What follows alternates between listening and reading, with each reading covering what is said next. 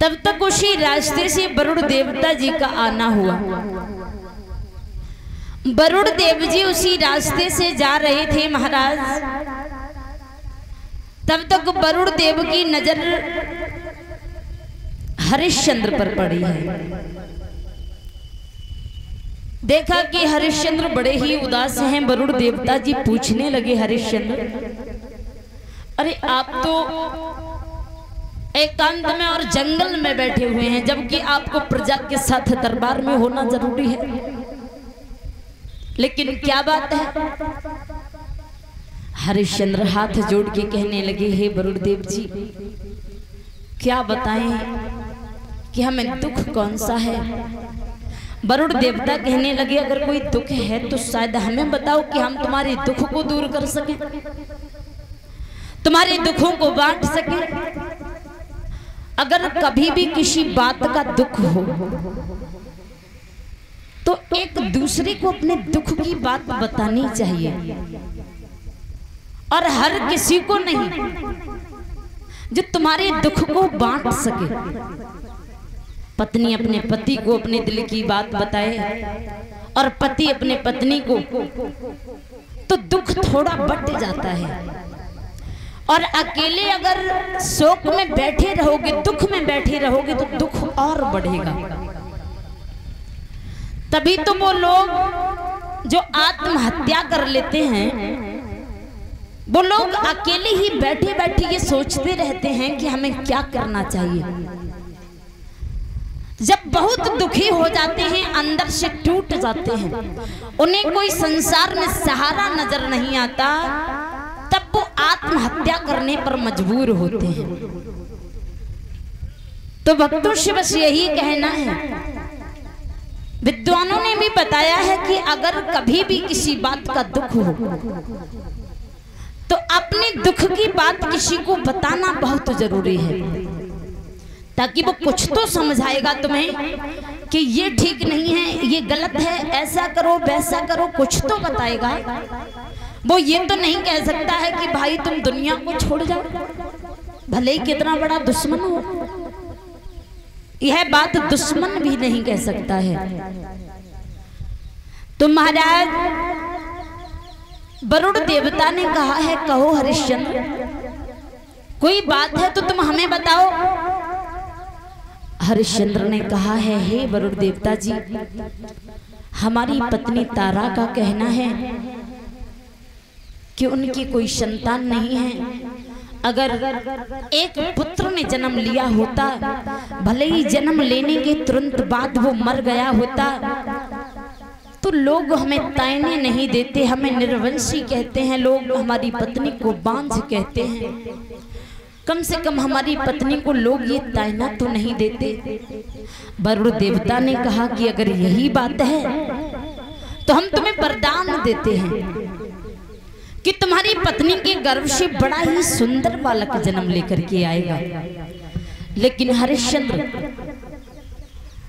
तुम्हें हमारा यज्ञ कराना होगा, और उस यज्ञ में उस बच्चे की बलि चढ़ानी होगी। हरिश्चंद्र ने सुना तो हरिश्चंद्र कहने लगे, हे वरुण देव जी अगर आपके वरदान से हमारे घर में हमें पुत्र की प्राप्ति होगी तो हम आपका यज्ञ करवा देंगे। वरुण देवता ने कहा, ठीक है जाओ घर, हम तुम्हें वरदान देते हैं। आज वही वरुण देवता जी का दिया हुआ वरदान सच हो गया। रानी तारा गर्भवती हो गई है।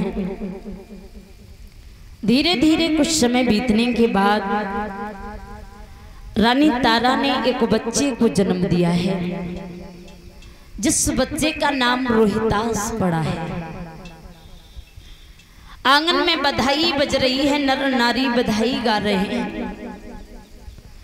सभी बहुत प्रसन्न हैं, खुशियां छाई हुई हैं।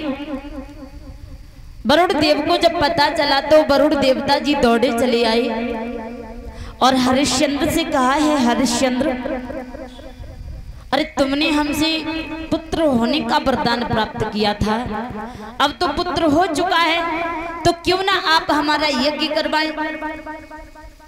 हरिश्चंद्र ने कहा है, हे वरुणदेव जी, आप हमें क्षमा करो, यज्ञ तो हम आपका करवाएंगे, लेकिन अभी अभी हमारे घर में खुशियां आई हैं। पत्नी को अगर पता चलेगा तो पत्नी हमारी रो रो करके मर जाएगी, इसलिए आप हमारी बात मानो।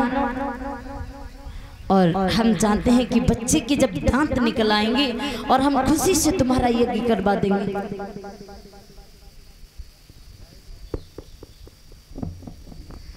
आज वरुण देवता इतनी बात मानने के बाद वहां से लौट जाते हैं। हुआ ऐसा कि वरुण देवता फिर से आए हैं हरिश्चंद्र के द्वार पर। बच्चे के दांत निकल आए हैं। जवाब दिया है कि वो हरिश्चंद्र, अरे अब तो बच्चे के दांत भी निकल आए, अब यज्ञ करवाओ ना, अब किस बात की देरी है। हरिश्चंद्र ने कहा है, क्षमा करना वरुण देवता जी, हमने ये वाले दांत नहीं बताए थे। वरुण देवता क्रोधित होने लगे, कहने लगे हैं, हरिश्चंद्र तुम हमसे झूठ बोल रहे हो। हरिश्चंद्र कहने लगे, क्षमा करो, हमने ये वाले दांत नहीं बताए हैं। ये दांत उखड़ करके जब दूसरे दांत जमेंगे हम तब तुम्हारा यज्ञ करवाएंगे। वरुण देवता फिर से बात मान जाते हैं। का कोई बात नहीं, बच्चे के जब दूसरे दांत निकलेंगे तब यज्ञ करवा देना। वरुण देवता वहां से फिर लौट गए हैं। इधर धीरे धीरे कुछ समय व्यतीत हुआ, वही वरुण देवता फिर आए हैं। हरिश्चंद्र और वरुण देवता बैठे हुए थे, बातचीत कर रहे थे। तब तक रानी तारा ने सुना है।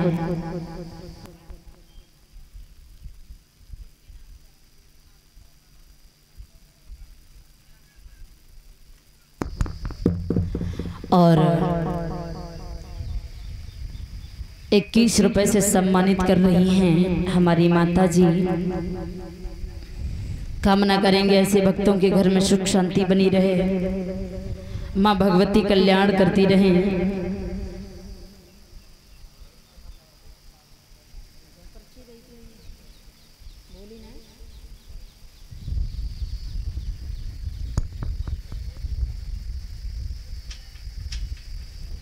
और 51 रुपए से सम्मानित कर रहे हैं यज्ञपति महाराज के दोनों बच्चे सुमित कुमार और हेमंत कुमार। कामना करेंगे प्रभु से इन बच्चों को प्रभु सर्व बुद्धि प्रदान करते रहें, बड़े होकर के माता पिता का नाम रोशन करें। बोलिए शंकर भगवान की। आज रानी तारा ने अपने पति की और वरुण देवता की जब बातों को सुना है, बहुत दुखी हुई।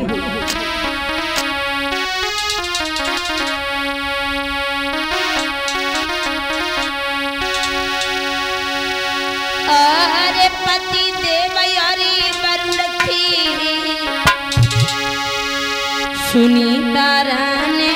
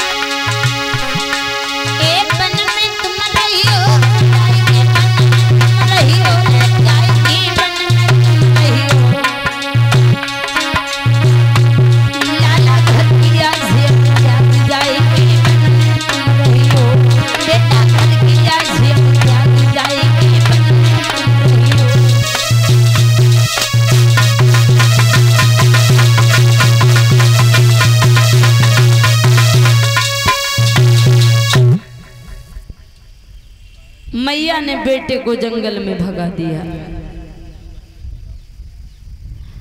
आज जब जंगल में भगा दिया है, इधर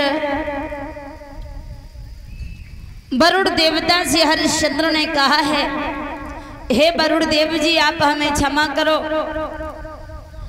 हमें लगता है कि महलों में हमारा बेटा नहीं है। वरुण देवता कहने लगे, हरिश्चंद्र, बहुत दिन हो गए झूठ बोलते बोलते, और आज भी तुम हमसे झूठ बोल रहे हो ना।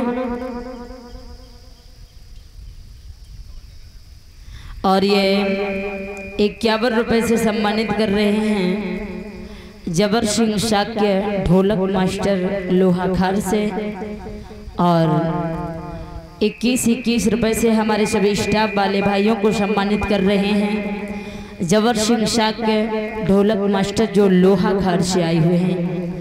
ऐसे भक्तों को समाज में सम्मान मिलता रहे, प्रभु हर मनोकामनाएं पूर्ण करते रहे।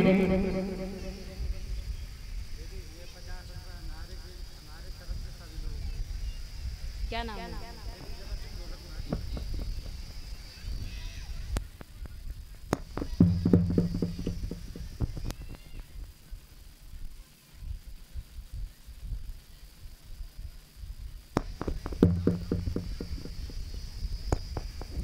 जबर सिंह ढोलक मास्टर जो हमारे सभी स्टाफ वाले भाइयों को 21 रुपए से सम्मानित कर रहे हैं। ऐसे भक्तों के घर में सुख शांति बनी रहे। बोलिए कन्हैया लाल की।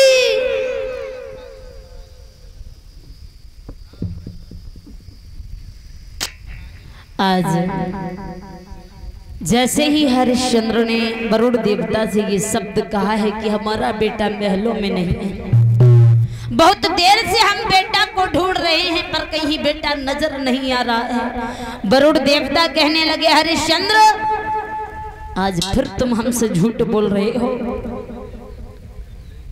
बहुत दिन हो गए झूठ बोलते बोलते, मैंने हर दिन आपकी बात मानी, लेकिन आज नहीं मानेंगे।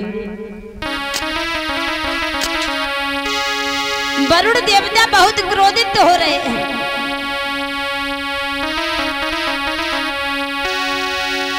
अरे हरिश्चंद्र यारी वरुण में फिर डट के भाई लड़ाई।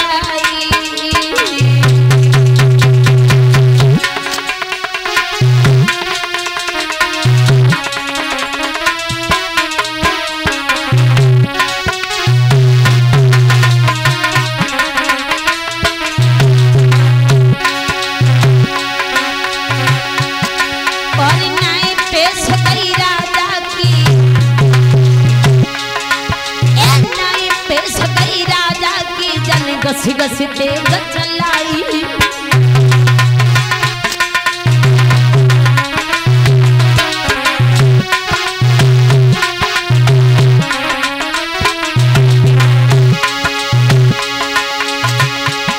महाराज वरुण से हरिश्चंद्र के आई, और इसी शोक ही शोक में राजा घर में बीमार।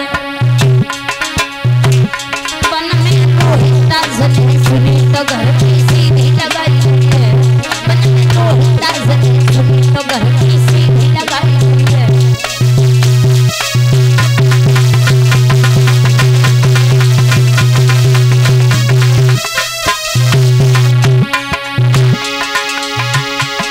एक सीधी लगाई ली है, घर की सीधी लगाई ली है, घर की सीधी लगाई ली है। सुनी तो घर की सीधी लगाई है।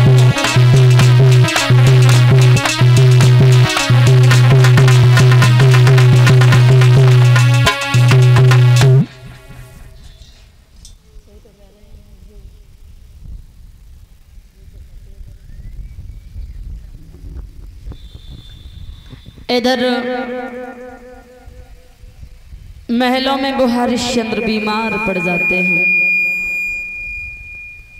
वन में जब रोहिदास ने सुना है,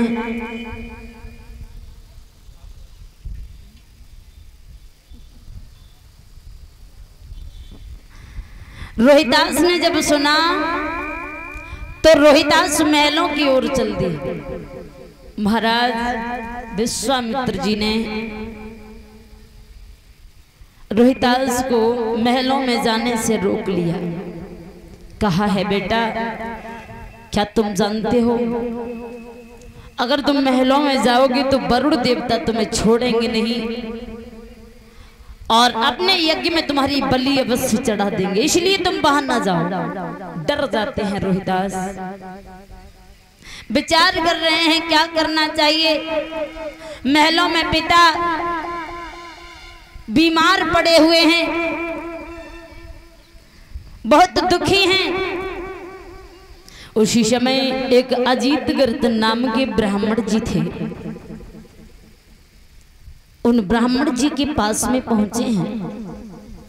छोटे से रोहिदास ब्राह्मण जी के आगे हाथ जोड़ करके खड़े हो गए। जवाब दिया है, हे ब्राह्मण जी, हम आपके पास एक बहुत बड़ी आस लेकर के आए हैं।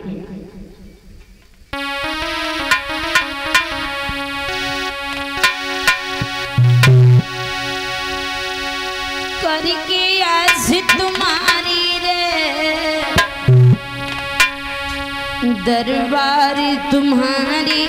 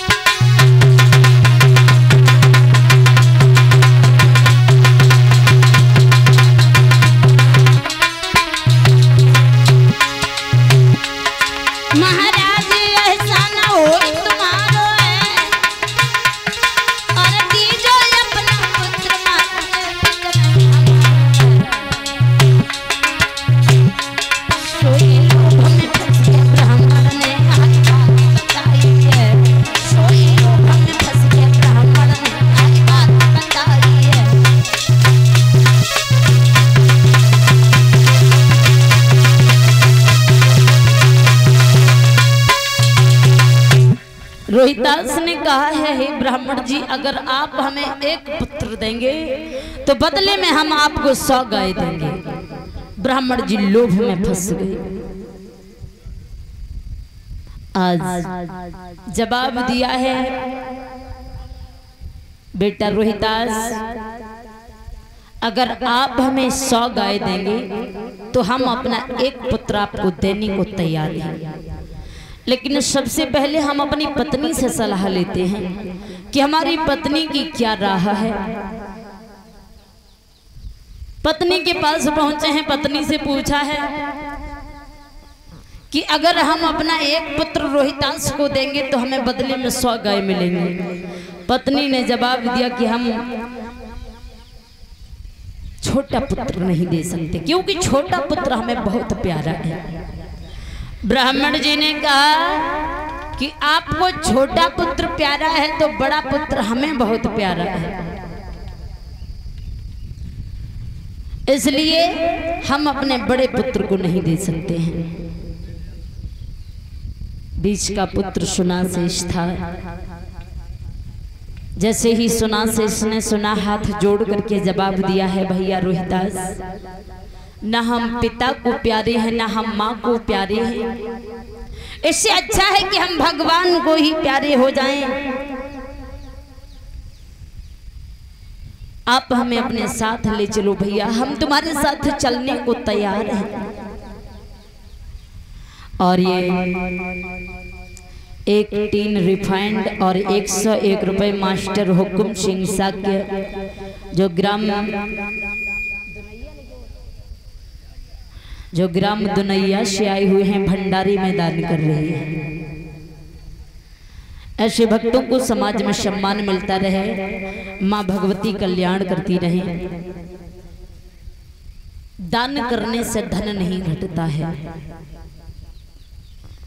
कहा है पाप करो धन बढ़िए नाई, और दान करो धन घटिए नाही।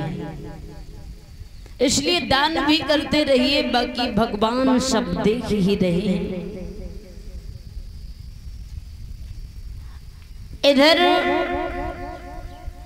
सुना शेष ने जब कहा है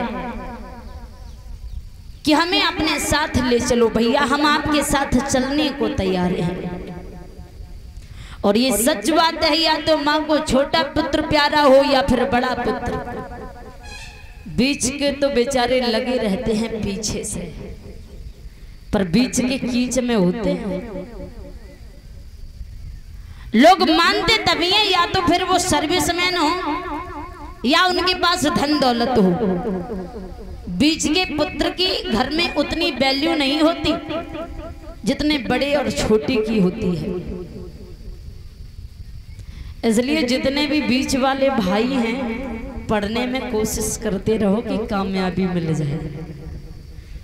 हाँ, क्योंकि इज्जत इंसान को तभी मिलती है जब घर में इज्जत होती है। जिस इंसान की घर में इज्जत नहीं होती, दुनिया में कहीं इज्जत नहीं होगी। हाँ, आज सुना शेष चल दिए हैं रोहितास के साथ। विश्वामित्र जी ने मन में विचार किया, ये दोनों छोटे छोटे मासूम बच्चे हैं, अगर ये वहां जाएंगे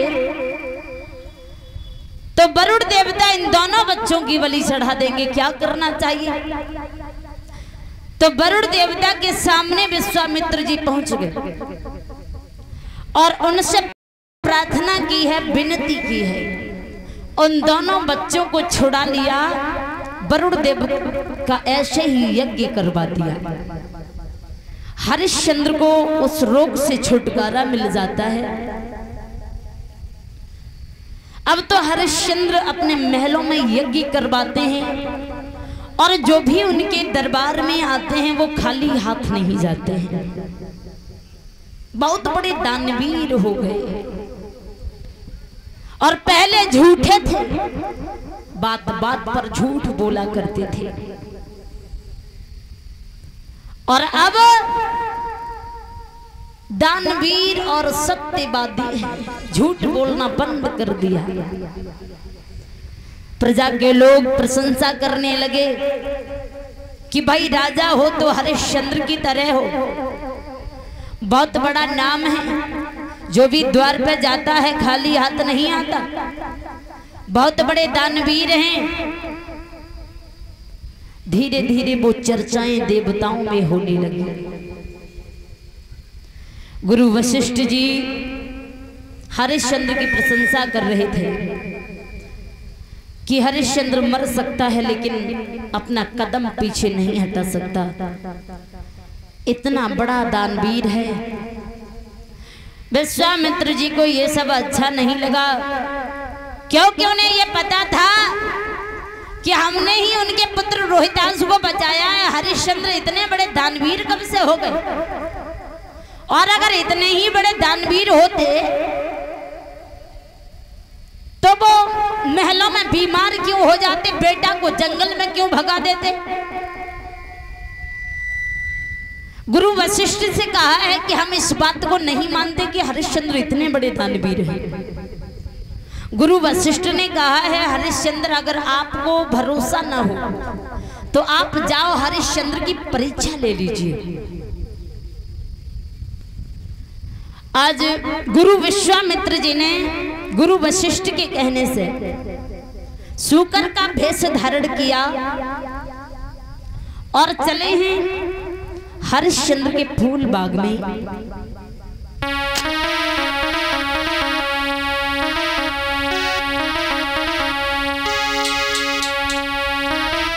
अरे थी जो हरी भरी फुलवारी,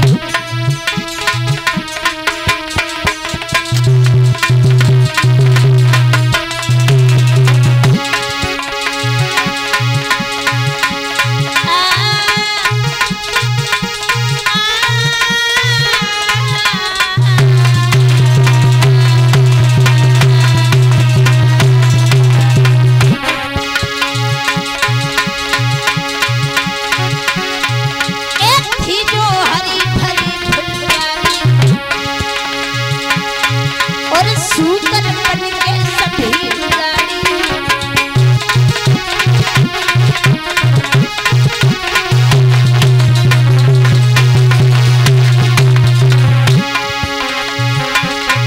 अरे माली लोग की भैया बिछारी और राजा झलकी राय चारी।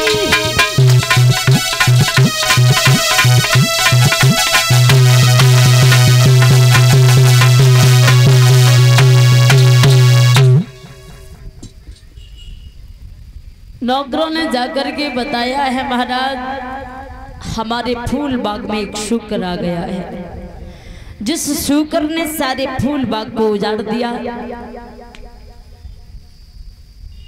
जैसे ही सुना है तो समझा करके कहा हरिश्चंद्र ने कि संध्या का समय है, जब सवेरा हो जाएगा उस शुक्र को मरवा देंगे। संध्या के समय किसी को मारना महापाप होता है। सवेरा जब हुआ नौकरों को साथ में लेकर के उस फूल बाग को चारों ओर से घेर लेते हैं। ऐलान किया है कि अगर वह शुक्र किसी के पास में से होकर के गुजरा तो उसे मौत की सजा दी जाएगी। जैसे ही विश्वामित्र जी ने सुना तो मन में विचार किया क्यों ना हम हरिश्चंद्र के पास में से निकल के जाएं, कोई मारा भी नहीं जाएगा और हरिश्चंद्र भी फंस जाएंगे। आज जिस रास्ते पर हरिश्चंद्र खड़े थे उसी रास्ते से निकल करके वह शुक्र जैसे ही भागा है।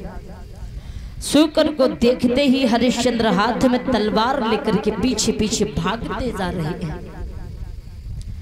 शुक्र बहुत आगे निकल गया, पीछे मुड़ के देखा कि हरिश्चंद्र अभी बहुत पीछे है। एक मोड़ पर जाकर के ब्राह्मण का भेष धारण करके और माला जपने लगते हैं, बैठ जाते हैं। भागते भागते हरिश्चंद्र ब्राह्मण जी के पास पहुंचे, हाथ जोड़ करके कहने लगे हे ब्राह्मण जी, क्या आपने यहाँ से किसी शुक्र को जाते हुए देखा है? ब्राह्मण जी कहने लगे हैं दिखने में तो इतने बड़े बहादुर लगते हो, क्या नाम है तुम्हारा, कहां से आए हो? हरिश्चंद्र हाथ जोड़ के कहने लगे ब्राह्मण जी, प्रजा के लोग हमें हरिश्चंद्र कहते हैं। ब्राह्मण जी ने जैसे ही सुना जवाब दिया, क्यों हरिश्चंद्र, हमें ये बताओ क्या आप वही ब्राह्मण हैं जो कि हमने आपका बहुत बड़ा नाम सुना है कि आप बहुत बड़े दानवीर हैं, जो भी आता है आपके द्वार से खाली नहीं जाता, क्या यह सच है?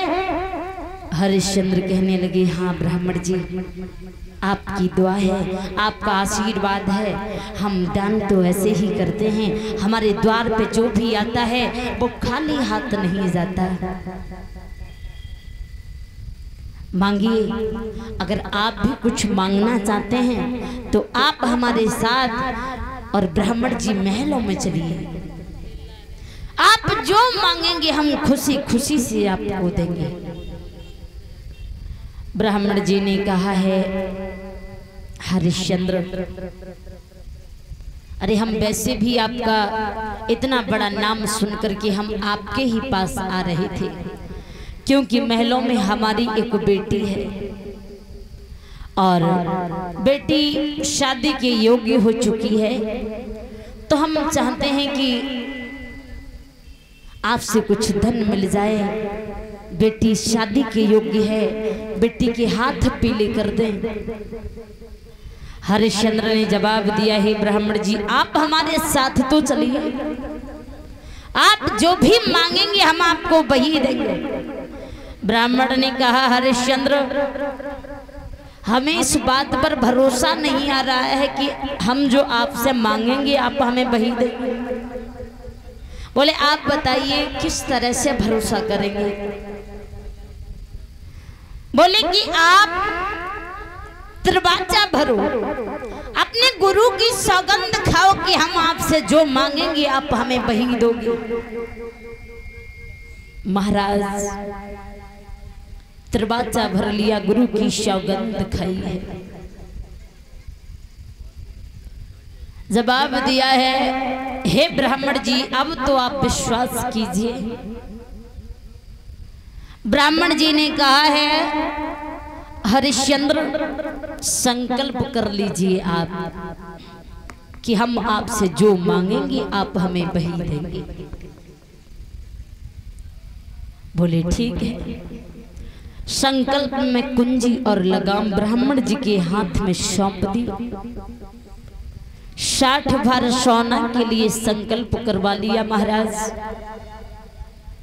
हाथ जोड़ करके हरिश्चंद्र ने कहा है, हे ब्राह्मण जी आप हमारे साथ चलिए। 60 भर सोना ही क्या, जो भी आप लेना चाहेंगे खुशी खुशी से हम आपको देंगे। उसी समय चल दिए। हरिश्चंद्र दरबार में पहुंचे हैं। हरिश्चंद्र से पहले पहुंच करके और जाकर के विश्वामित्र जी सिंहासन पर बैठ जाते हैं, पर फिर भी हरिश्चंद्र ये नहीं समझ पाए कि उनके साथ क्या हो रहा है। एक नौकर को इशारा देकर के अपने पास बुलाया है और नौकर से कहा है कि ब्राह्मण जी के लिए इतना धन लेकर के आओ, इतना धन लेकर के आओ कि ब्राह्मण जी की सारी गरीबी दूर हो जाए। जैसे ही नौकर ने कुंजी मांगी है महाराज, हरिश्चंद्र के पैरों तले जमीन खिसक गई। बारे प्रभु, अरे तूने मुझे जो दिया था वो एक ही पल में छीन लिया। भगवान की लीलाओं को कोई समझ ही नहीं पाया है। अरे भगवान की भक्ति को तो वही समझ पाएगा जिसने भगवान की सच्ची भक्ति की है। जो भगवान की भक्ति से दूर रहता है वो भगवान की शक्ति के बारे में क्या जाने कि भगवान क्या हैं, कैसे हैं। और 21 रुपए आयांश सन ऑफ श्री रिंकू और 21 रुपए आयुष और आरुष भाई भाई कामना करेंगे ऐसे भक्तों के घर में सुख शांति बनी रहे। इन बच्चों को प्रभु सर्व बुद्धि प्रदान करते रहे। बोलिए कन्हैया लाल की। आज हरिश्चंद्र बहुत दुखी है, चेहरे पर उदासी छा गई। महाराज ये कोई नहीं जानता है कि कब किसके साथ क्या हो जाए। जब किसी इंसान का कोई काम बन जाए तब लोग सीने को ठोक के कहते हैं कि ये सब मैंने बनाया है। ये घर, ये गाड़ी, ये बंगला, ये नौकर चाकर सब हमारे बनाए हुए हैं। और अगर बिगड़ जाए महाराज तो दोष किसे देते हैं? भगवान को, कि भगवान ने अच्छा नहीं किया जो हमारा सब कुछ छीन लिया। अरे जब बनाया था तो खुद की जगह पर अगर भगवान की तारीफ की होती तो काम बिगड़ता काहे को? बिगड़ गया तो भगवान को दोष दे रहे हो।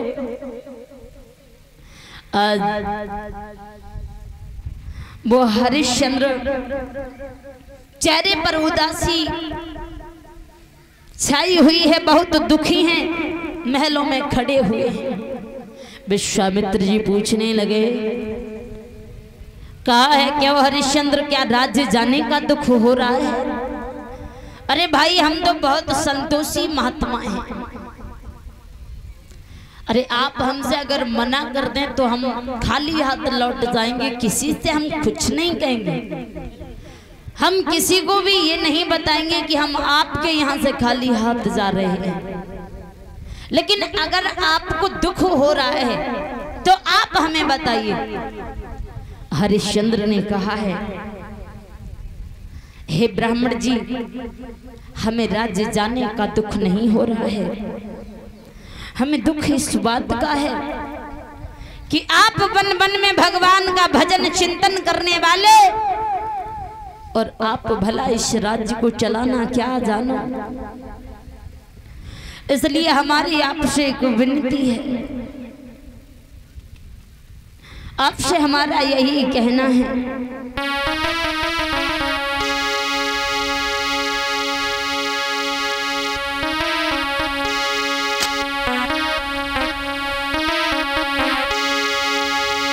कि एक विनती है नाथ हमारी,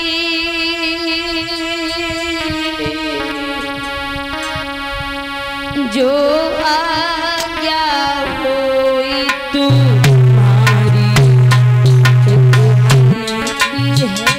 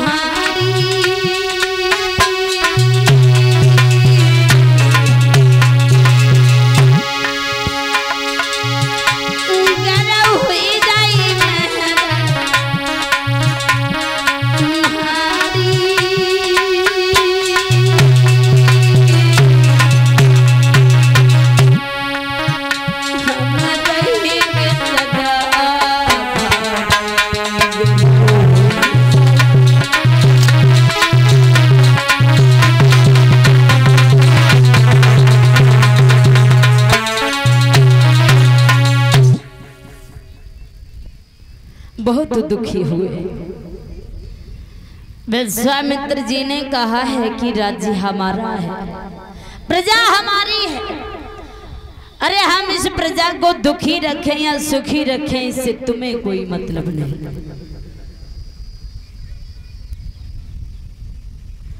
और ये 21 रुपए महेश चंद्र साक्य दुनैया से, जो हमें 21 रुपए से सम्मानित कर रहे हैं।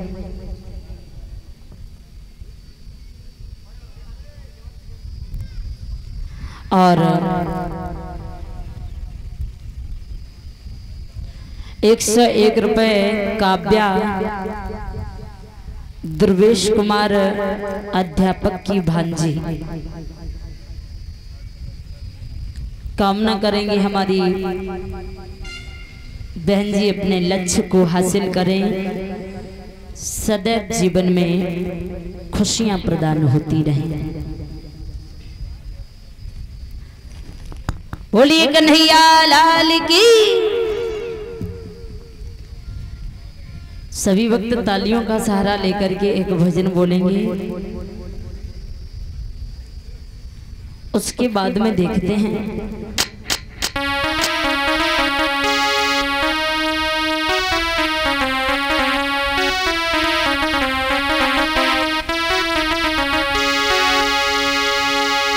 कि ओ बरसाने वाली,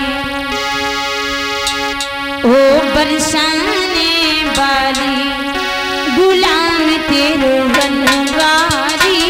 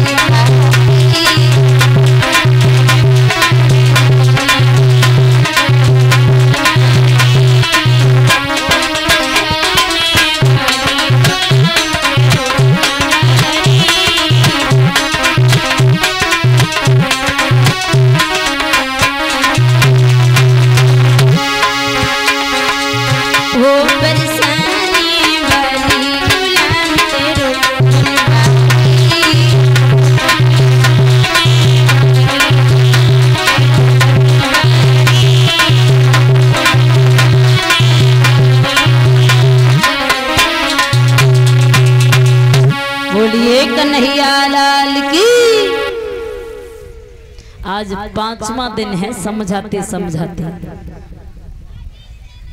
सब कुछ बदल गया। ड्रेस तो हर रोज बदलती है पर आदत नहीं बदली। मौसम भी बदल गया लेकिन आदत नहीं बदली। हर रोजाना समझाते हैं हम कि भजन अगर ना बोलो तो कम से कम जयकारा बोल लिया करो। अकल आती हो तो धीरे से बोल लो। हाँ, और नहीं तो सब थोड़ी नहीं अकला तो है। अच्छा, एक बार ऊंचे ऊंचे हाथ उठा करके सभी भक्तों को जोर से बोलना है, बोलिए रामचंद्र भगवान की। अभी भी कुछ ऐसे बैठे हुए हैं लोग, देखो आराम कर रही हैं, और हमसे पूछो हम ऐसे ही बैठे रहते हैं।